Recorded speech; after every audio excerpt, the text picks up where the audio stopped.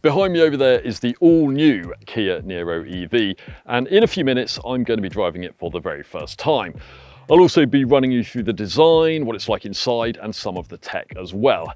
Now, if you're wondering why I'm holding the camera, well, it's because there wasn't space on the plane to Oslo today for my cameraman, so it was either do the filming myself or we wait for a month until we get the car back in the UK to do a video. So hopefully half of my head isn't out of frame, but don't worry because later on there will be some bits shot by a proper cameraman.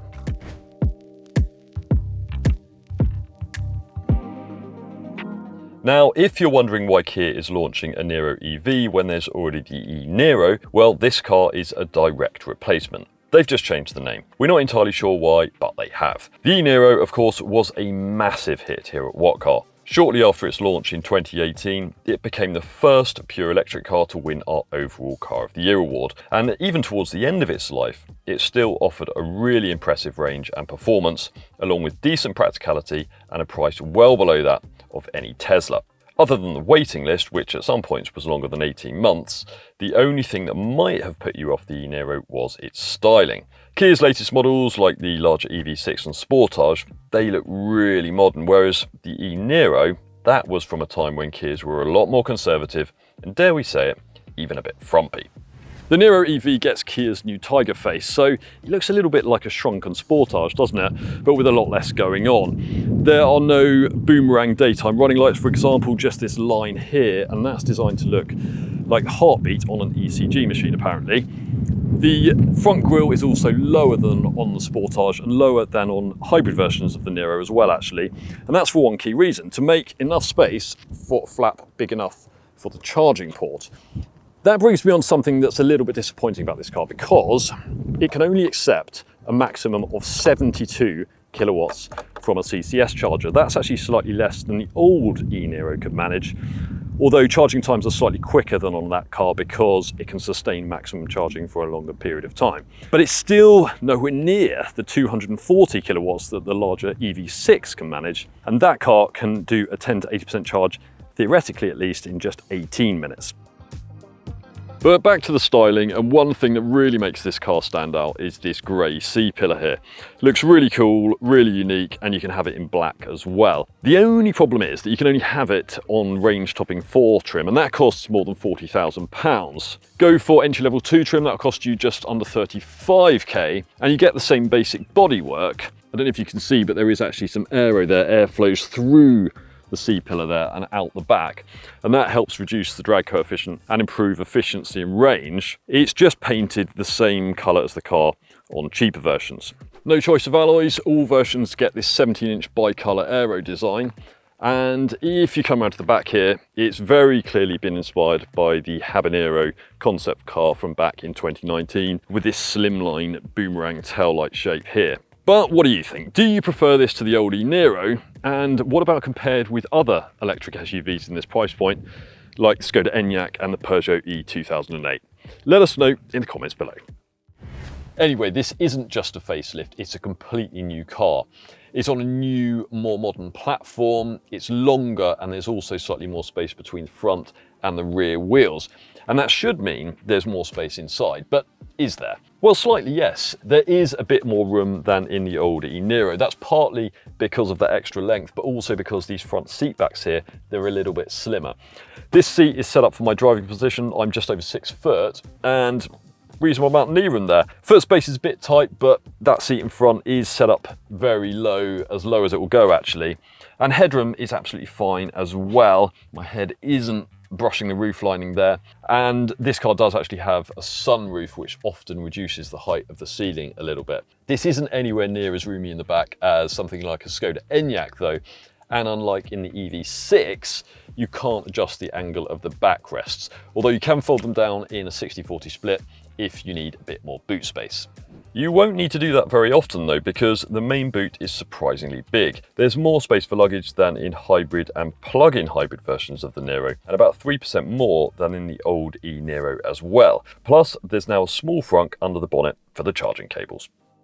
The rest of the dashboard is very similar to the EV6 as well, so you've got this touch-sensitive panel here for some of the air conditioning controls, although you do have physical dials for adjusting the interior temperature, so that's really good. Much less distracting than trying to stab away at a touchscreen while you're driving. But if you press this little icon here on the touch sensitive panel, then it changes and it becomes shortcut keys for the rest of the infotainment system, so you can switch between the map or radio stations or any other media you want to play.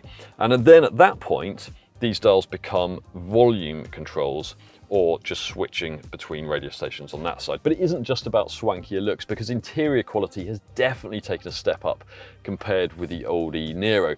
And that's despite a lot of the materials in here being recycled. So you've got what looks like leather here on the seats, but is actually made from recycled plastic. You've got recycled wallpaper here on the headlining. And there are some other more environmentally friendly finishes as well. You've got a water-based rather than solvent-based finish on the insides of the doors here. So again, more environmentally friendly and more appropriate for an electric car. Now, unlike with the old e-Niro, there's no 134 brake horsepower version of this car. That had a smaller battery as well, and to be honest, no one really bought it. So all versions of the Niro EV come with a 201 brake horsepower electric motor that drives the front wheels. And that means performance is very good. This car can do 0 to 60 in less than 8 seconds, way quicker than most versions of the Skoda Enyaq, although not quite as quickly as the old e-Niro. And if you remember earlier on, I said this car is lighter and it has exactly the same amount of power. So what's going on? Well, it's because Kia has decided to remap the power delivery to make it a bit smoother and a little less aggressive at low speeds. Although there is still a lot of torque going to the front wheels. So if you put your foot down hard out of a junction or roundabout, then it will struggle for traction. That's obviously worse when the road is slippery and wet, but as long as you aren't being too silly and you keep things fairly gentle, this is an easy car to drive smoothly. We're driving this car out in Norway, of course, and the roads are much, much better maintained than they are back in the UK. So a full assessment of ride comfort will, of course, have to wait till we get this car on the roads back home. But what we can tell you is that the suspension is noticeably softer than on the old car, and comfort seems pretty good. It was never particularly bad in the old car, but it was fairly firm, and you certainly felt bumps as they passed beneath the car. In this, there's a little bit more float, and it generally feels a bit softer. That has had a negative impact on handling a little bit though. This isn't the kind of car that people are going to be buying to go around corners quickly and to be fun to drive. But the front end's a little bit more vague when you turn into corners, and although there's plenty of grip, you do find yourself making small corrections with the steering wheel just to keep the car on your chosen line. What's not quite so impressive though is refinement. It's something Kia says it's improved compared with the old e-Niro, but I'm not quite so sure, because I don't know if you can hear, but there's a lot of whine from the motor by modern electric car standards, and also you can hear the surface of the road sort of filtering up through the floor pan of the car. It's quite grainy. So there are certainly quieter electric cars than this. It is important to note that our test car is a late prototype. That's what the camo on the rear bumper is all about. So there is a chance some things will be slightly better on the final production car. But what about the range? Well, when the original e-Niro came out, the only cars that could travel further on a charge, in the real world particularly, were made by Tesla.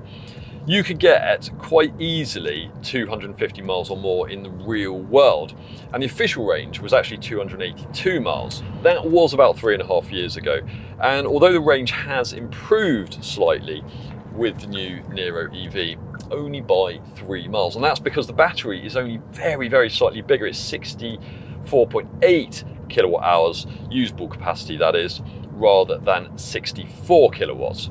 So really quite a small difference. And when you consider cars like the Skoda Enyaq and the VW ID3 are capable of well over 300 miles, officially at least, that's perhaps slightly disappointing, but still a perfectly usable range for an electric car. The Niro EV isn't the groundbreaking car its predecessor was. It was never going to be. The competition is so much tougher today than it was back in 2018. But there have been enough improvements, particularly to the interior, to keep it competitive at the lower end of the electric SUV class, especially when you factor in Kia's 7-year warranty. Charging speed is perhaps the biggest disappointment, but that's only likely to be a deal breaker if you regularly need to make journeys of more than 200 miles. Thanks for watching, and if you've enjoyed this video, we'd really appreciate it if you could give it a like. And if you've got any questions about the Niro EV, leave us a comment below, of course. Or if you want to read more about this car, then head over to our website, whatcar.com. Don't forget to subscribe before you go, and other than that, we'll see you next time.